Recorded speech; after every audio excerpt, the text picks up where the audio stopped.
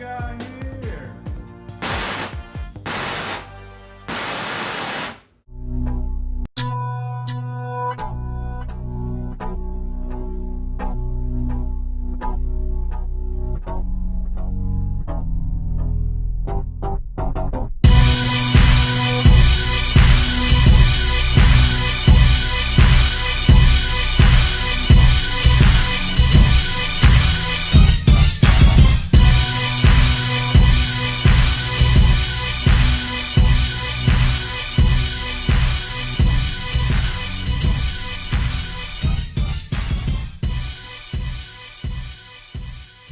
Alright, just got in the garage. I know it's messy. I haven't cleaned it and everything else. And I'm a little, I didn't want to do this video, but I want to show you guys something. This is like I said, yeah. But, it will be all cleaned back up. There's my extra doors. I ended up got newish doors for this truck. They came off my buddy's truck. He went, yep, just showed my finger. But he went with different doors. But I wanted to show you guys actually that my workspace.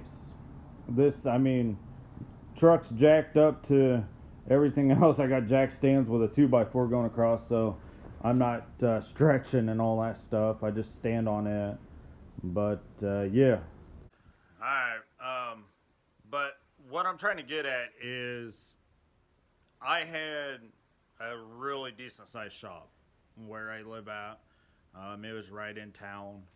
It was actually on Main Street, so it was kind of comical when we're pulling race cars and shit out. And it was literally a block down from the police station, the city police.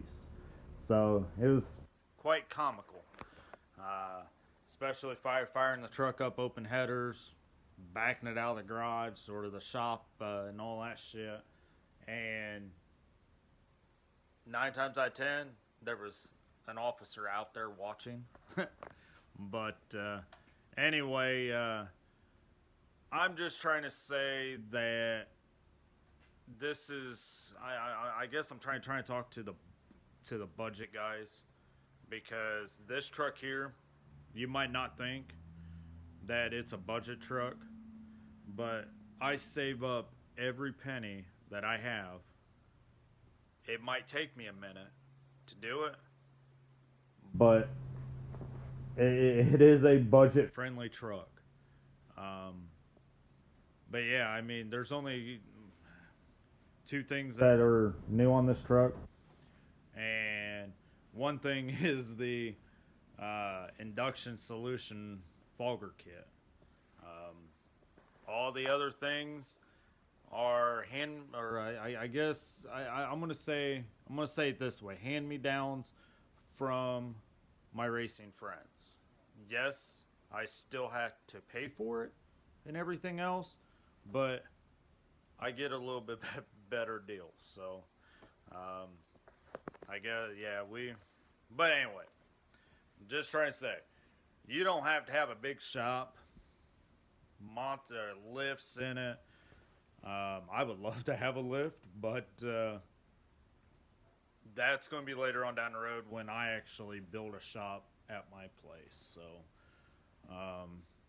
but just trying to say, average guys, budget friendly, that want to work out in the garage at your house, go out there and do it. I mean, I got a salamander heater.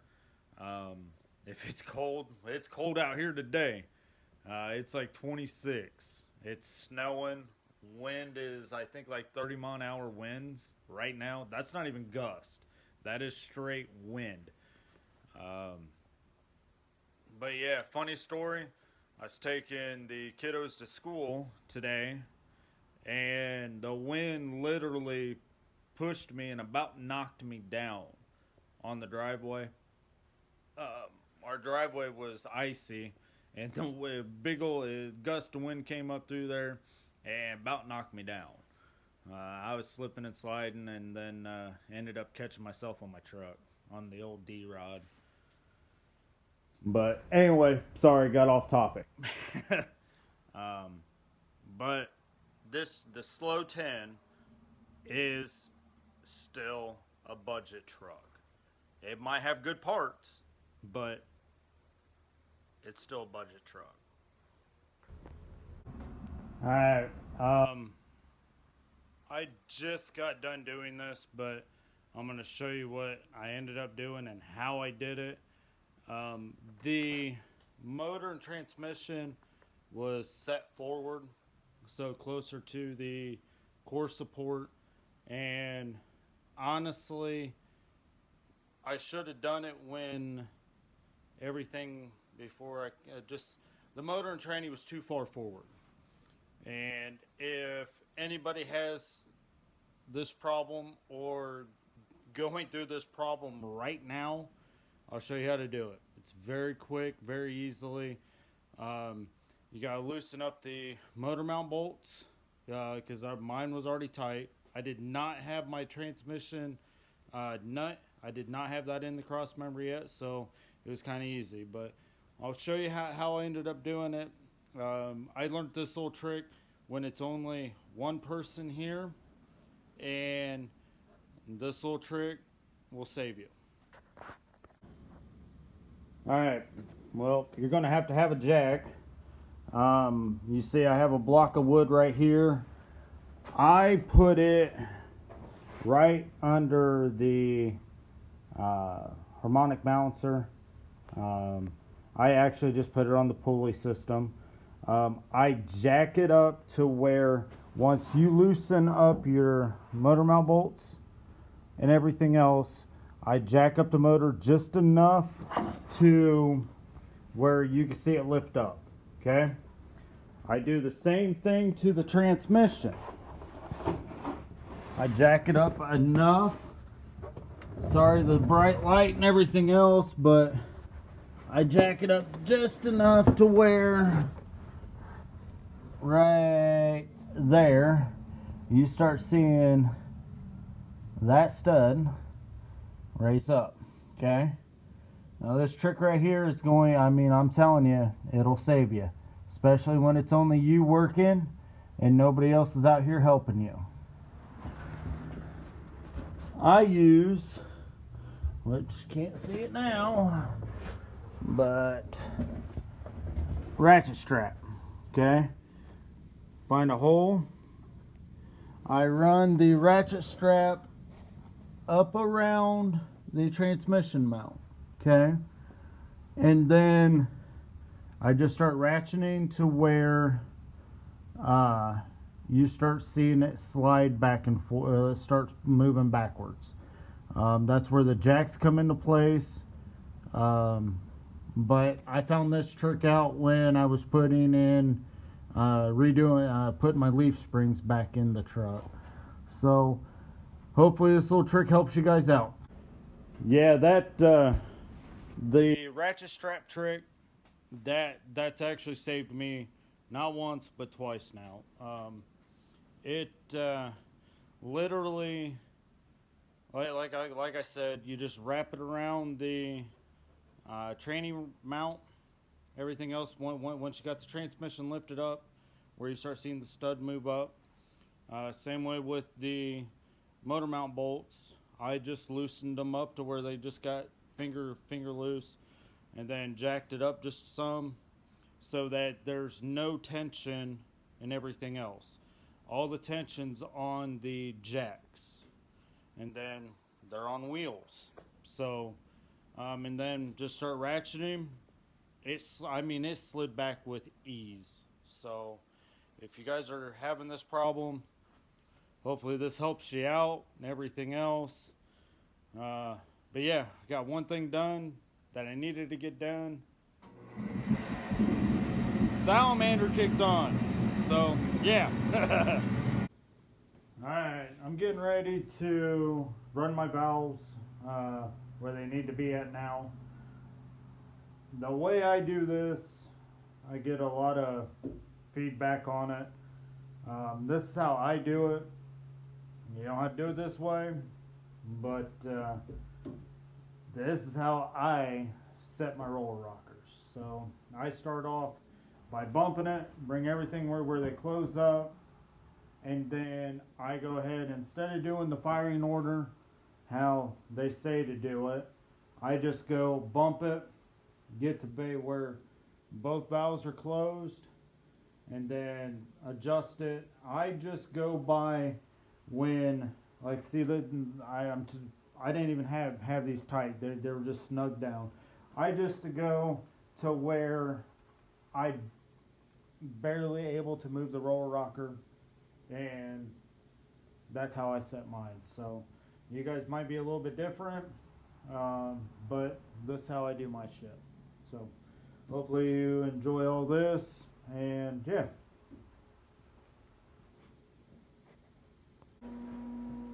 Alright, I do make sure when I bump it over, and like when this is up and this or this one's up, coming up and everything else, this one's usually coming down, so I make sure this one all the time comes back up. Then I just set this, I set it loose, and then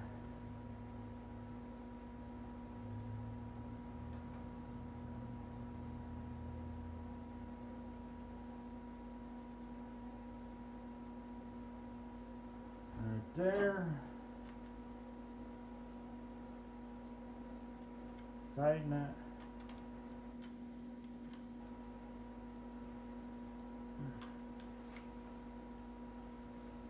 Same way with this one, loosen this up. Guess I need to find where my other wrench went, because this one being a ratchet wrench, I gotta move it. Kind of makes it a little bit difficult to do it, but that's it on that. I'm gonna go ahead and time lapse it, everything else, because see, you can still move it. I just get them to where they're just where you can start barely moving it, and then just go just a tad bit more. That's it. I've never had a problem with it. Your applications might be a little different, but that's how I do mine.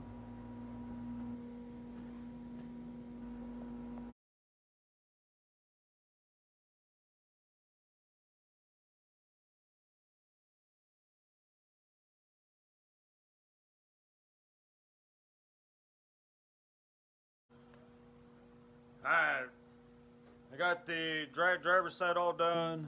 I did do the passenger side. My dad actually came out and he helped me.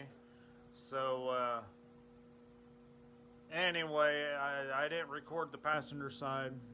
So now I'm gonna throw the gaskets on it.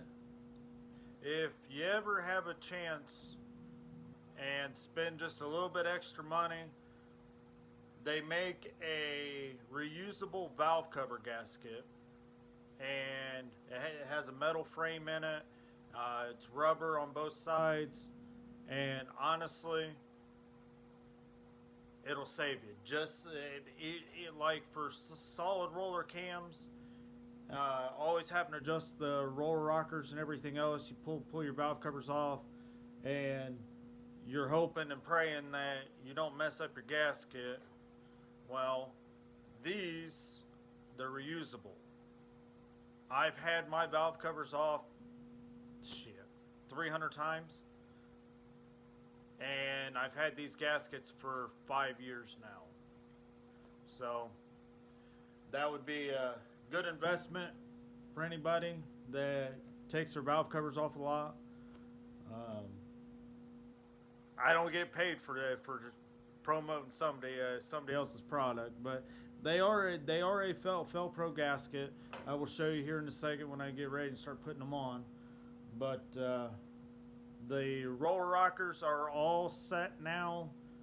I did have it running for a little bit, so my dad, he's grinning ear to ear right now, and honestly, that's what he needs right now. But so after I get the gaskets on and valve covers all on, then I will go ahead and fire it up. I did get my downpipes on, so the exhaust is right, I mean, that far back, so I mean, I do have some type of exhaust on. It's kind of mellow it down. It ain't mellow. It ain't even nail. It's still open headers. But yeah. Man, I just lost my train of thought. Gosh, I hate when that happens. It's old age. Alright. Here's the valve cover gasket. I mean, it's like, I don't know if you can see it. But yes, it is dirty. I'm going to wipe it off before I put it back on. But, I mean, this is all, I mean, this is it. It's, has a metal, I guess, frame, you want to say. And then rubber around it. It has metal inserts and everything else at the holes. I mean, yeah, it's a good investment. I think they were 40, I think after tax, I think like 42, 43 bucks. I got these at AutoZone. I know you see the O'Reilly sign. Buddy of mine, used to be an old store manager and used to do a lot of stuff there, so he kind of hooked me up on some shit. But yeah, now time to get these all on and get the valve covers on, clean the valve covers up, and get it to where you guys can hear it running, and I'm gonna leave it running. I still gotta tighten up the belt because it has a squeal, a bad one.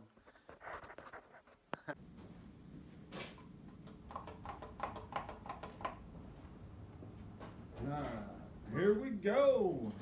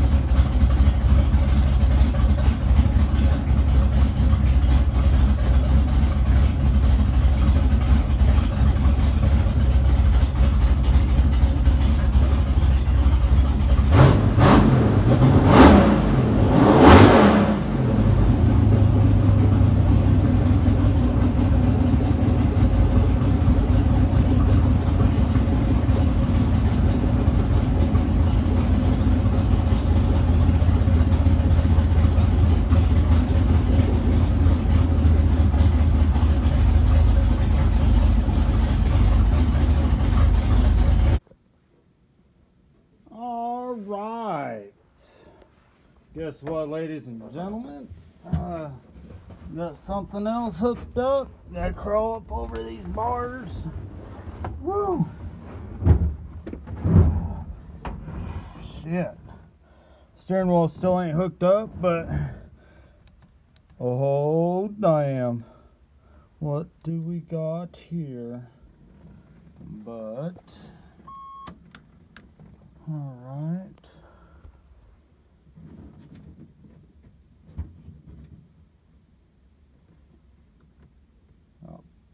Power for the lights.